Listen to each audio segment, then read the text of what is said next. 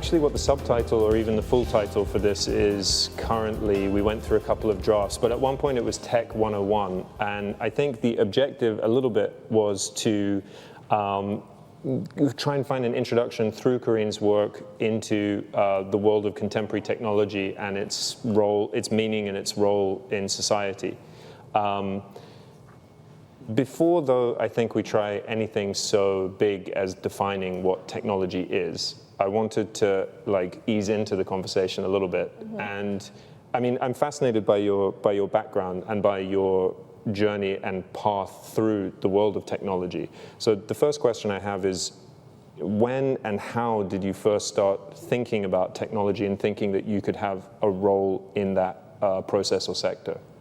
Yeah, I mean, the whole trajectory has been I've just been stumbling into things, and before I grew up in Tokyo, I went to an international school, and in Tokyo, I really liked physics. That was my favorite thing, and I thought I was gonna go study physics, and so I went to MIT, and I thought I was gonna study physics there, and then I got there, and I was like, there's enough people studying physics here, the physics is handled, I need to go find something else to do. And I was 18, I was confused, I didn't know what to do in my life, and my classes were very rigid. We had to take a bunch of intro classes, and the professors were really boring, and I remember one of my professors being like, I don't even know what you guys don't understand, because obviously he's one of the most famous professors in physics in the world, so obviously he doesn't understand what the freshmen don't understand.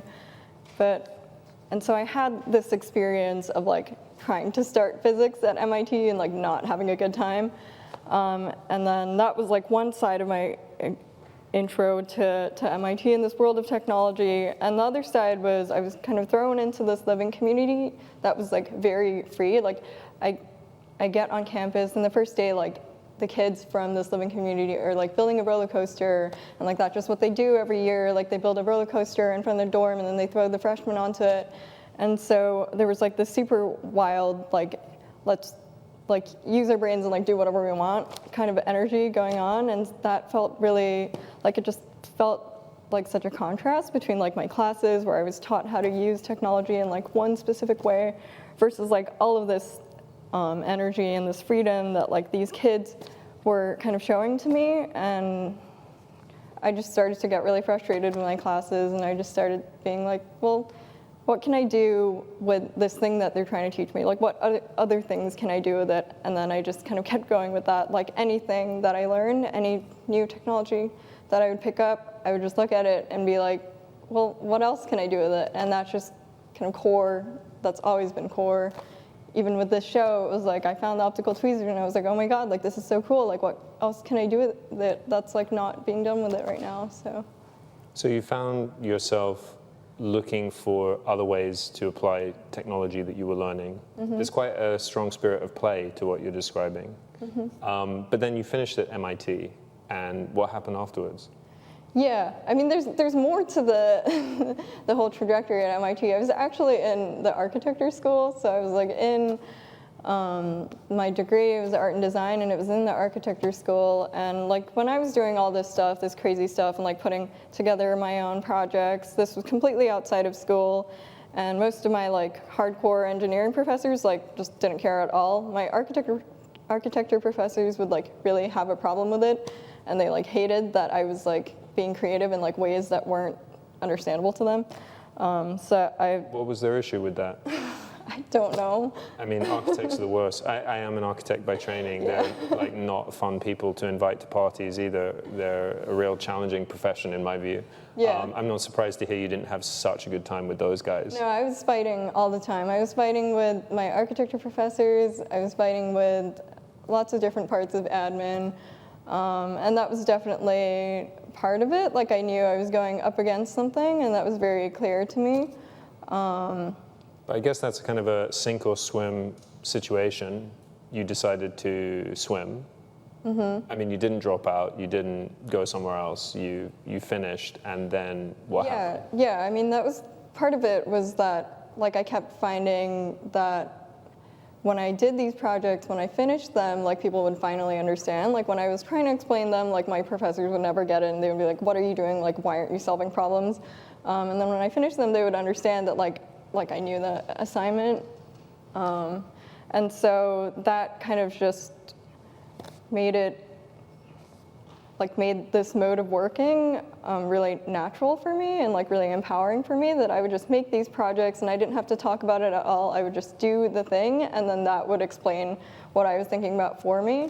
So I just adopted this mode of communication, and then I kind of kept going with that after college, and then just found myself in the art world, and that was kind of confusing in the beginning because I never started out being like, I want to make an art project or I want to make an artwork. Like that was never the motivation. It was just like, what can I do with this thing that's in front of me because it's in front of me and I hate being told what to do with it. So I kind of did like a U-turn. Like I had some things in shows and just didn't feel like that was the right space for me. Like when I was at MIT, I knew I was up against something. I was resisting like what this utilitarian view of technology in MIT, and then in a gallery space like that doesn't exist. The people who come see it are not people working with technology or working in technology. So I was kind of just confused, and I just did a U-turn, went totally back, and I was like, I think I need to go back. Like what I need to be doing is like working in technology and not like completely outside of it. Like I can't divorce myself from it. So that kind of motivated this different path that was, I went into like visual forensics research. So what do you mean by visual forensics? Yeah, so there were two parts to it. I was in a visual investigations nonprofit where I was kind of evaluating the use of computer vision in analyzing video, and specifically like protest video, video of protests in New York. This is part of like the George Floyd protests, and they did a project where they were trying to look for evidence of police brutality, and so I was kind of evaluating like, would AI be able to do this?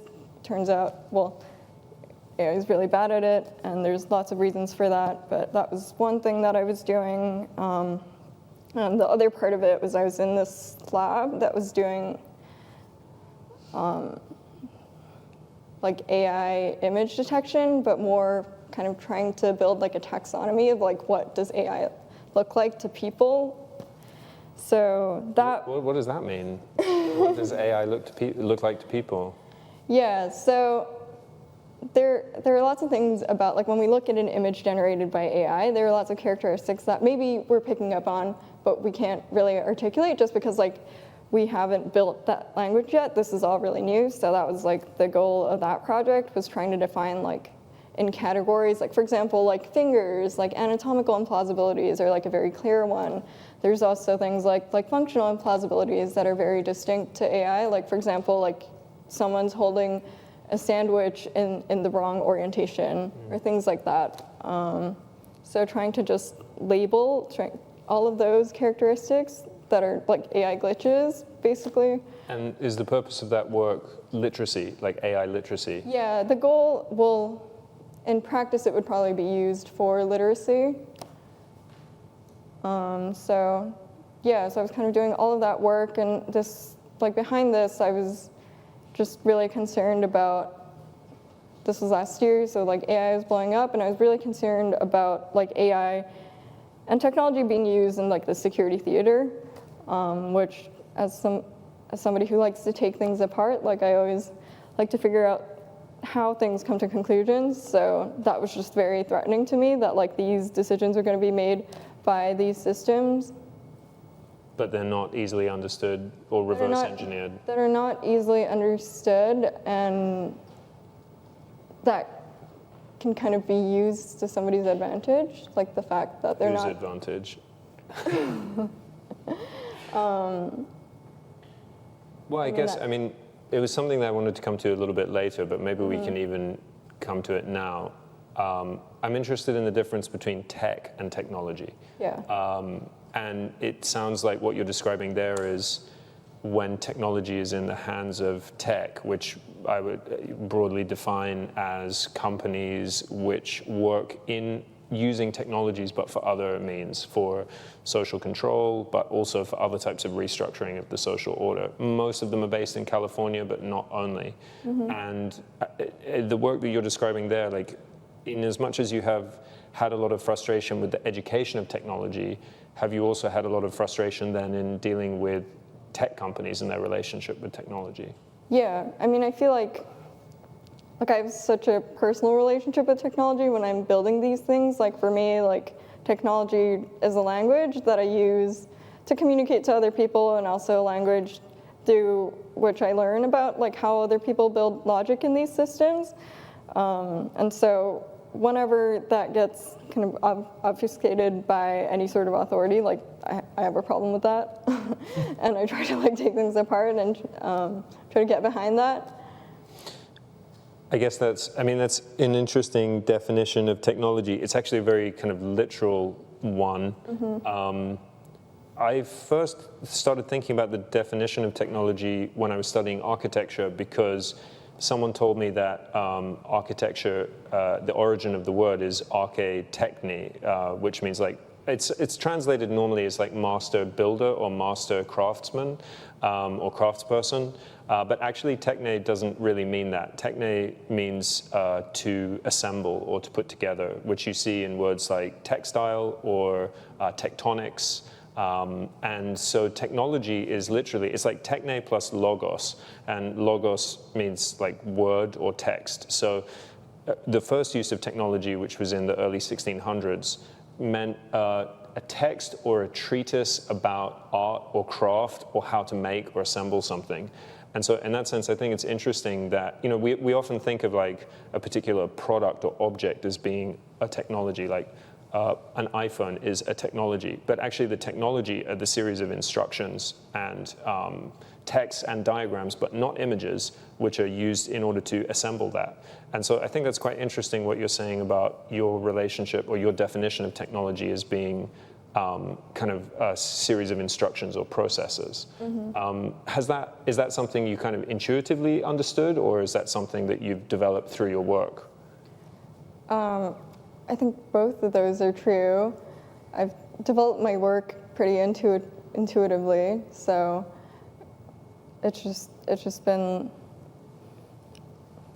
always just been like finding something that I want to try, and then I'll try it, and then just like continuing to build on that curiosity and just holding space to like ask questions that are not going to be asked in like traditional engineering and science, or that are not valued in engineering and science. I mean, that's certainly, when I first came across your work, how I understood what it was that you were doing, which is that the practice itself is a technology, basically. Because sometimes you seem to take ready-mades and then repurpose them into your own process. Sometimes you construct specific tools or instruments which are the outcome of your research. And sometimes you also produce, sometimes it's an artwork, sometimes it's something quite different, more like a kind of instrument or tool. And if you think of technology as being a series of instructions, it's quite neutral about what it is you make. And in the original sense of the word, it could be like a craft or a product or an artwork. And at least that's how that's one of the things that really drew me to your work, that almost like indifference about the specific outcome, but a real focus on the process by which how you get there. Yeah, I think like my life obsession is like cables, and I like love cables because there's just no room for bullshit. And I kind of think about that and how that kind of translates in a lot of my work is like the cable is just like the conduit, and it's like the infrastructure, and it's kind of the most simple example of that. All right, so here's a hard question. What should people know about your work? Like, if you're the cable in the infrastructure, presumably there's an input and an output. The output, I guess, is your practice, and the input is the world that you're describing. But what from the world are you trying to be a conduit for? Not an easy question. Take your time. I mean, I think I like, because I sit at the intersection of art and technology, I get asked a lot about like, am I an artist? Am I an engineer? Like, what am I? And I think this is like a very new way of framing things for me, but I think I'm an engineer in the way that, not the way that it's currently defined, but in the way that like I want to see engineering practice in the world. And so doing this stuff that kind of belongs nowhere is kind of just my way to keep like continuing that practice of like this like weird engineering that like nobody knows how to define or how to access or. So tell me about this particular work that we're in. Well, we're kind of inside a bit of it now. A bit of it, yeah. The rest of it has kind of been pushed off camera and where the audience are. Mm-hmm. What are we inside? The title of the work is Surface Tensions. Mm-hmm. Tell me about it. About surface tension. So surface tension begins with this microscopic animation, and this microscopic animation is made by a very physical process of moving cells on a glass slide. These cells are specifically neurons, and they're moved by this device called optical tweezers, which are lasers that can pick really small things up in the focal point of the beam. And so I'm moving this living matter with light and animating it, and then recording that footage. And that footage is like the kernel of truth within this installation. And then the installation unfolds across these 5 screens and this wall of projection to show like all the different ways that we can look at this kernel of truth, which is already, like, we can't see these cells physically, so we're already like only looking at it through one level of mediation, which is the mediation of the microscope. So that's already kind of defining the way that we see this physical reality that's happening outside of our vision. And then it goes through all sorts of like more aggressive computational filters, AI, using the contours of the image to then reimagine it with AI. And that cycles through all these screens, and then there's kind of an additional layer of, there's the specimens themselves are kind of projected onto the animation, and then there's an additional layer of like the whole experience is split into this inside gallery and the outside gallery. And there's a choreographed drone that kind of maps out like one curated view of the inside space. And so in the same way that like the microscope is the only way that you have access to the microscopic world where this original thing is taking place, this drone view becomes like the only way that you can see into the gallery itself from the outside. So that's kind of this whole thing. So you took brain cells, you made them dance using tweezers made out of light, and that you call the kernel of truth. And then there's these layers of mediation beyond that. Yeah. I'm kind of interested by what you mean by that. I don't want to get like super philosophical about the idea of mediation because it's not an easy subject to get into. But essentially you're talking about like an actual reality which we have to assume exists because we can see it represented through the microscope. So that is something that we can know is real, basically, even though it's being flattened through that microscope process. But what happens to the image after that is really curious to me because it starts to have like an entirely different life. But I don't really know, well, you should never ask an artist to explain their work because, you know, they shouldn't be obliged to do that. But I don't know what that... That's how I feel. Oh, well, we should call it quits now and just like all go home. But no, I mean, I'm interested by that because, you know, I do tend to overthink things. And when I thought about this, like, I think we were talking about this before. In the history of philosophy, about 500 years ago, this guy, Immanuel Kant, was like, you can't know anything about the world. All of your senses are faulty. So, you know, you don't know. You could just be a brain inside a jar hooked up to a matrix, which makes you feel or hallucinate that you're experiencing a reality, like being in this body, being in this place, right? And so for the next 500 years, every time someone tried to describe reality or claim that something was real, philosophers were like, no, we can't don't know reality, don't bother with that.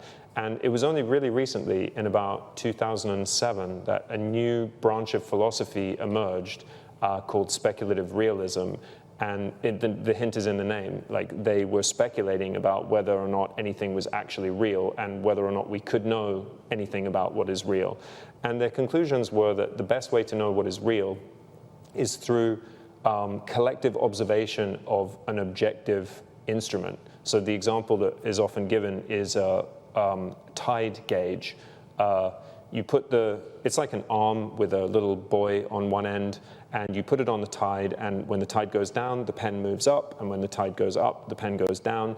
And at the end of the day, we can go and look at this and see this cycle of the water going up and down. And then two scientists will look at it, and everything beyond the actual measurement itself is open to interpretation. Like, what is a tide? Why did the pen go up and down? Why does the water move up and down? All of that is subject to kind of human perception, but we can say that unquestionably some change has occurred, and therefore we know that something real has happened in the world. And that's a little bit what I feel when I look at this work. Like, I don't know how to interpret the layers of meaning that you project onto it and the way in which you abstract it. But nonetheless, what's really curious to me is like the idea that there is something objectively which has occurred at the core of it. Mm-hmm. How do you come up with ideas like that? Like, you should never ask someone what their source of inspiration is. It's the worst question any interviewer can ask. But I am curious about your thought patterns, like how you see the world and what makes you think about that form of engagement with the world.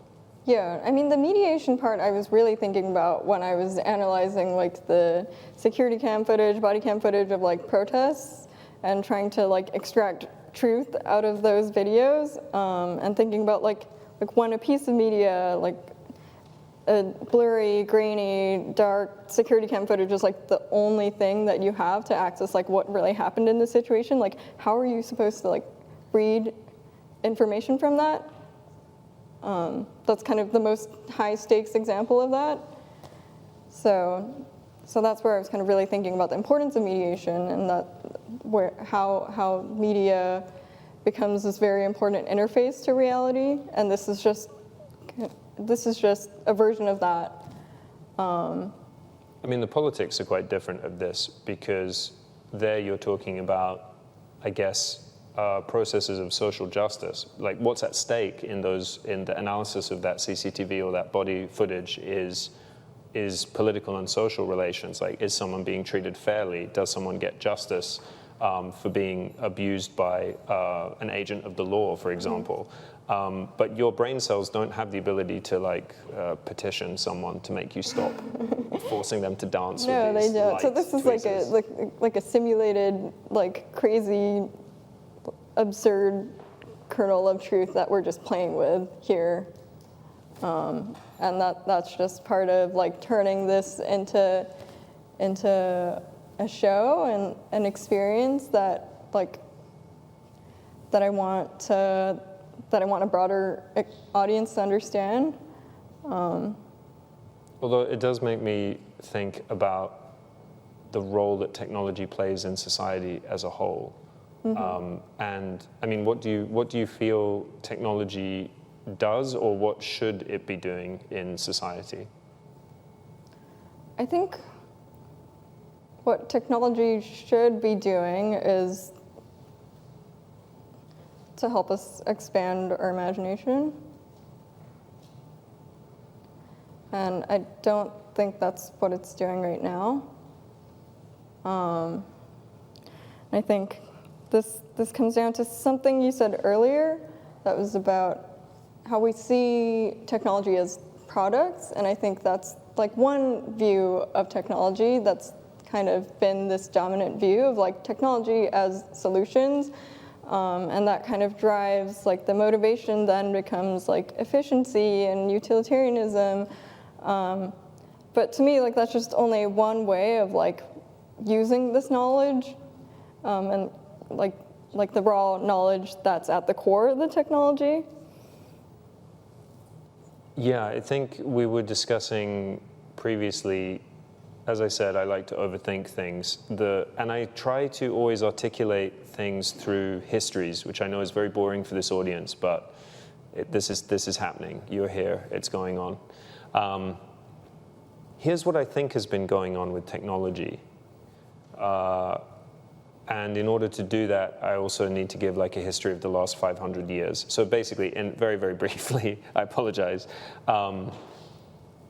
I think we're living through the paradigm of modernity. Modernity is a Western paradigm. It begins in the early 1400s when the Portuguese are being raided along their coast by African pirates. So they invent this super fast ship, the caravel, to go and catch the pirates. And by coincidence, Portugal is the only country in Europe which still has Roman slave laws. So they catch the pirates and they enslave them. Goes pretty well. So then they think maybe we should go back to Africa and get some more slaves. That would be a good business. Then the Spanish are like, wow, love what you did there, love that innovation. However, do you think we should also maybe try and take the land where the slaves come from? So they invented colonialism. And I think I mentioned Lanzarote is the first instance in which a nation put a flag in the ground and then by doing so claimed the entire territory for that nation.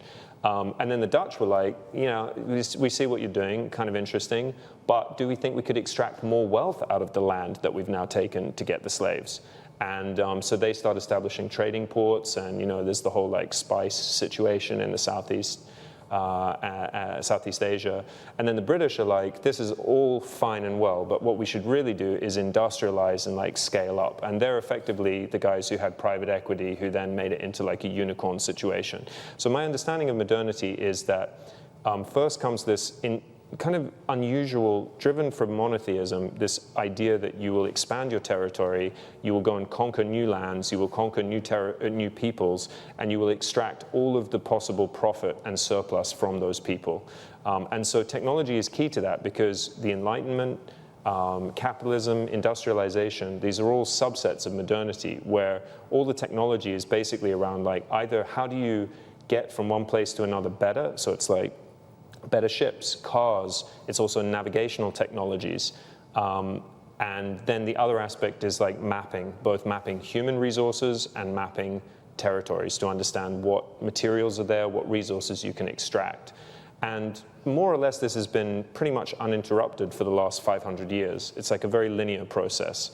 A linear process of accumulation, of extraction, and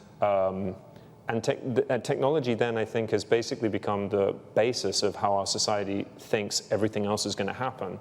You get new technologies, you develop them, they will allow you to have greater access to more intense energy sources, better resources, higher standards of living, and those higher standards of living will then allow for better culture, better justice, better civilization, quote unquote. And for me, that has like really begun to shift this century.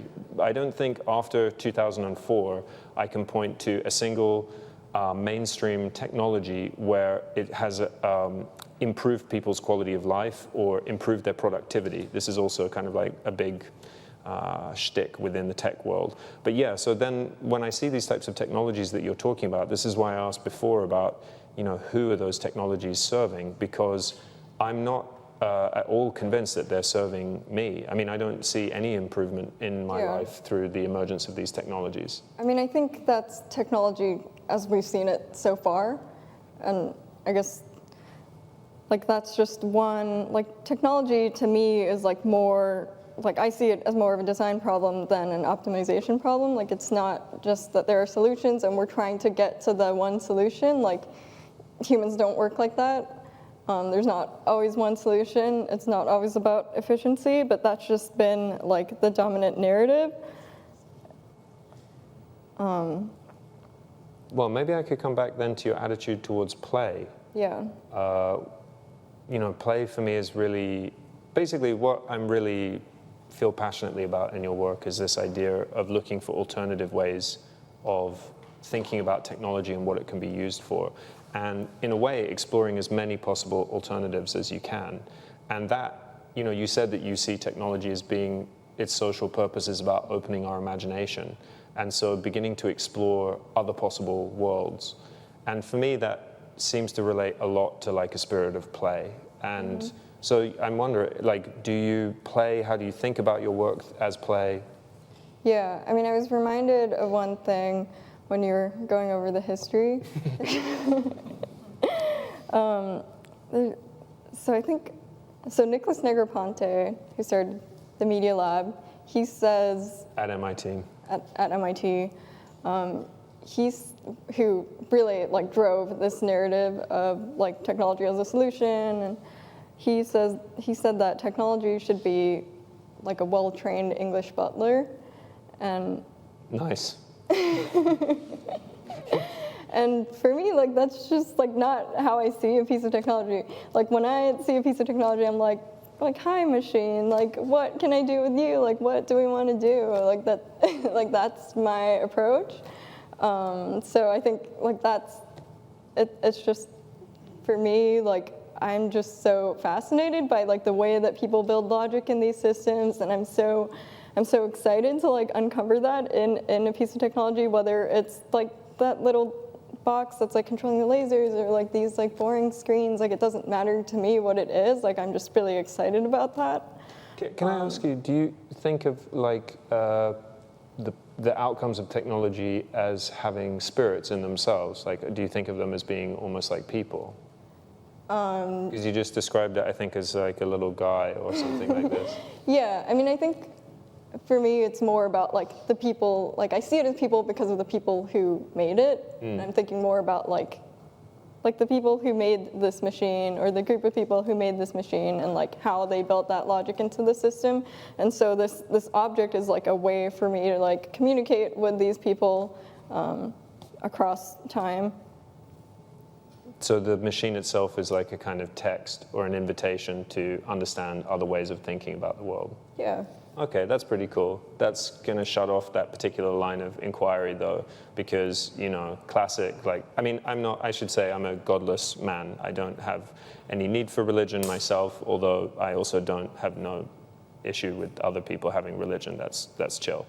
But there are a couple of religions which I am kind of curious about. One is the Veda, or Vedic scripts, and concepts of karma from northern India. The other is Shinto, and I remember meeting a Shinto priest a number of years ago who I was like, so what is Shinto? Like, what's the vibe? And he was like, well, you know, we don't have any Bible. We don't have any centralized authority. There's no, like essential scriptures or anything. I was like, so what really is the meaning of it? Like, do you have an origin story? He was like, no, we don't really have like an origin of the universe. We don't really have much interest in what happens to you after you die. We're mainly interested in like how to live your life. I was like, wow, that's really interesting. And he told me about kami, the idea of, let's say, gods or spirits being in everything. But the most powerful thing that he told me was that it's not a supernatural attitude towards the world. So it's not the case that the spirit of the river, like in Christian theology, is somehow like in another dimension. The spirit of the river is the river, and the spirit of the tree is the tree. And for me, this really resonated because it's probably the most hardcore materialist position you can take. Like, this is reality, this is all it is. But also, isn't reality magical? Like, it's crazy, it's beautiful.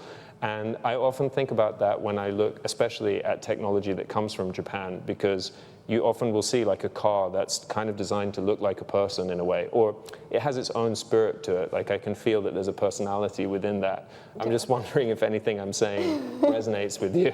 Yeah, I think somebody pointed that out to me a couple months ago, actually, about just like that's kind of part of Japanese culture, to like respect things and to kind of animate things in that way. Like, we have mascots for everything. So I think that's just something that I've like picked up just from growing up in Japan. I've covered everything that I wanted to cover. In terms of Tech 101, we covered when and how you started thinking about technology. You defined tech, which I think is really important. We talked about the purpose of technology in society, and we also talked about your attitude towards it as being a way of exploring alternatives to our current reality. I think on that basis, I want to maybe open up to a couple of questions. I think if we have some time for that. We do have time for that. Could we please have some questions? I don't know, does anyone have anything they would like to add? Going to kind of different parts of the world and like their relationships with technology. From growing up in Japan and school in the US and then having an installation here, what is the differences of you seeing people interact with your work? Meaning like in the US, people's relationship I find with technology being like very zeitgeist, like in Silicon Valley, like very optimistic. And I really don't feel that way as much in the UK. Maybe it's there, maybe it's not. But I'm wondering if you've noticed that in the way people interact with your work. Yeah, I don't know if I've noticed it between countries. It's definitely like a completely different audience that I'm engaging with here versus MIT. Before that, I wasn't really making any of this stuff in Japan. I did a show in Japan a year ago, but I think, and the types of work, it also really depends on the types of work. Like this is kind of one where I like throw everything in it and it's like this crazy thing that's like really hard to describe. And so anybody who comes into this kind of thing has kind of the same reaction of like, what are we supposed to do? Like, how do we understand this? Which is interesting to me to see like people who are deeply familiar with like the technology of it be like surprised and like not know what to make of it versus people who are not familiar with the technology side of it. Be surprised in some ways and kind of understand other things about it. One thing that I've found really interesting after leaving MIT and kind of spending more time with artists is that like a lot of my artist friends would like totally understand this in ways that like even if they don't understand the technology, they would just understand like that just throwing yourself at something and like making something. Are you yourself optimistic about technology? I know it's a vague question, but... Yeah, I don't think so. I think I approached new technology with a lot of skepticism. Yeah, and going back to history, like I love old technology and I love like taking apart old technology where it's kind of a lot easier to see like the principles underlying results.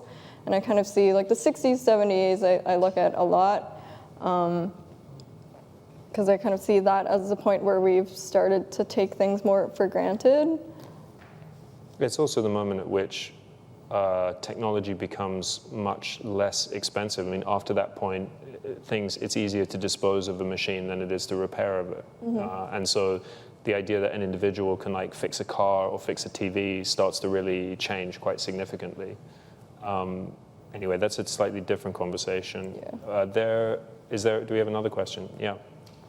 I'm kind of curious about, I'm thinking about this kind of techno-optimism stuff that you guys are basically talking about.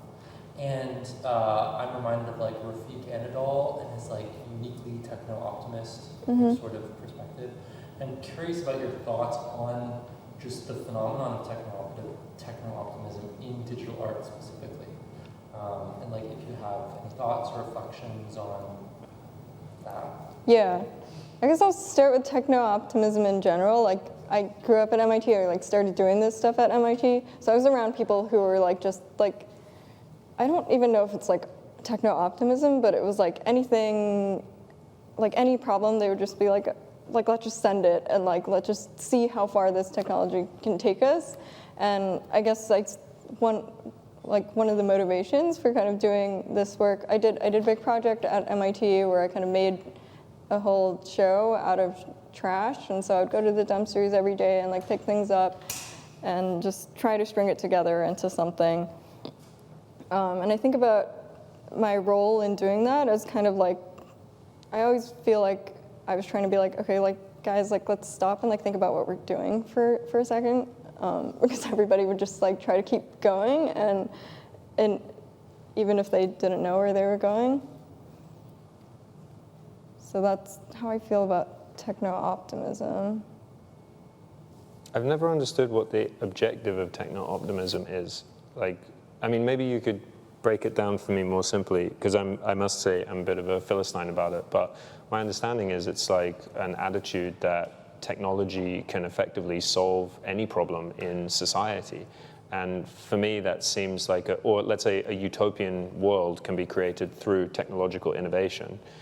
I don't know if I'm correct about that. Broadly? Okay, let's say yes. And yet, what we've been talking about with the social and political dimension of technology seems the complete backwards relationship with technology for me. Like, at the moment, I don't know, very brief discursus, but I recently was recommended by Netflix to watch Star Trek because I'm a white man living in North London in my late 30s. And I found that a little bit, I was resented that initially, but now I'm really into Star Trek. And what I love about Star Trek is it's like a world which is post-scarcity, post-misogyny, post-racism, and that's just the background in which, you know, various adventures take place. But it could be the case today. Like, there are absolutely no reasons why we have to have scarcity, why we have to have social injustice or inequality. There are no technological barriers to that, in my view. They're all social and political barriers. And so the idea that technology plays any role in creating a utopia seems to me completely upside down. I don't know what you think about that. Yeah, I'm just thinking about like techno-optimism in art, and I feel like I don't really see myself as an artist. Like, I'm never gonna call myself an artist because I didn't start out like that, and I kind of feel like when you see all this technology, like just because technology is used, it kind of maybe looks like techno-optimism. Like maybe I do this because like I like technology. I really believe in it as a solution to the problems in the world. But I guess I see myself as kind of detached from like the visual aspects of this. And for me, it always starts with like this core frustration of like the way that technology exists right now. I think we have time for one more question. I'm afraid this hand went up slightly before yours. Feels like, and I like the definition between tech and technology. I feel like the stakes in tech are sort of through efficiency. It's trying to make more of something with less money often. The stakes of technology for MIT is sort of it's an effective intervention into the world somehow, like often through a sort of scientific lens. And so it seems that like what you're coming at here is like the affective potential of technology, that there is like something else to be engaged here. And I think the first two, the stakes of it, perhaps are the stakes are defined or metricized, possibly metricized in some way. I wonder like what you feel the stakes are for yours, and whether you have some internal metric, or when you look at it, when you look at a piece, you're like, this seems to be fulfilling the process of working with technology that is perhaps unique to you, or perhaps unique into this emerging type of person who is working with technology as well. Mm-hmm. If that makes sense. The stakes? The stakes of like why you're doing this. Yeah. I mean, the way that like things like this happens is I just have like one question, and then it just keeps building on top of that. So I'll be like, oh, I want to try this with the optical tweezers, then I want to like try that, then I want to try that, and then I'll just be like, I'm just gonna throw it into a show, and then that'll just be like a snapshot of like what I'm thinking about right now.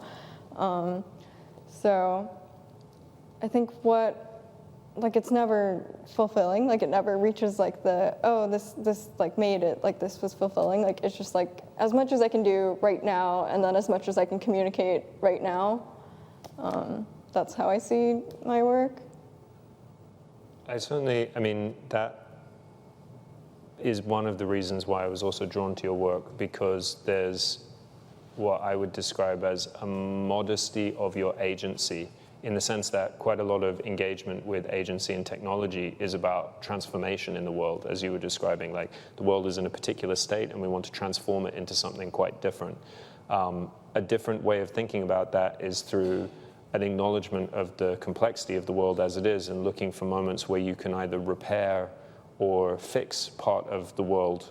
And in the work that you do, I often feel that you're identifying something, and your agency there is, as you said, it's like a conduit between a particular condition in the world and an audience being able to enter into that world.